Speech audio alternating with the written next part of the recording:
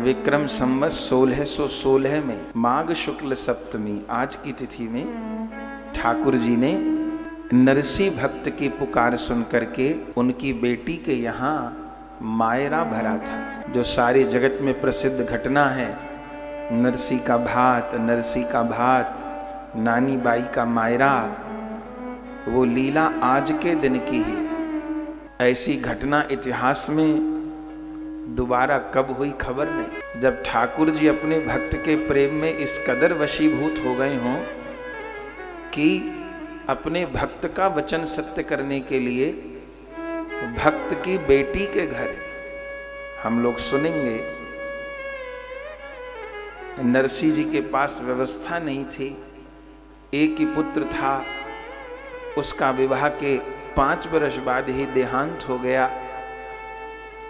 बेटी के घर बहुत समय बाद बेटी का जन्म हुआ।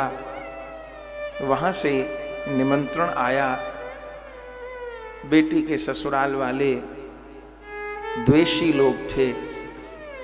पत्र में इतना सामान लिख दिया कि इतना सामान ला सको तो आना, वरना मत आना।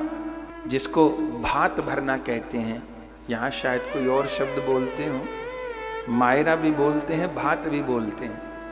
माने बहन के घर पर बहन के बेटा बेटी के ब्याह के समय में उस बहन के पीहर से उस बहन का भाई जो वस्त्र, रत्न, आभूषण, मिठाई ये सामान लेकर के जाता है अपनी बहन के ससुराल में, उसकी संतान के विवाह के अवसर पे उसको भात देना बोलते हैं।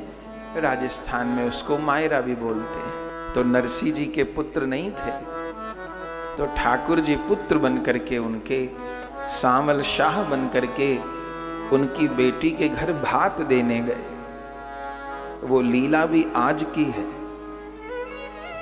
और फिर भी तृप्ति नहीं हुई तो ऐसी घटना दूसरी इतिहास में घटी नहीं।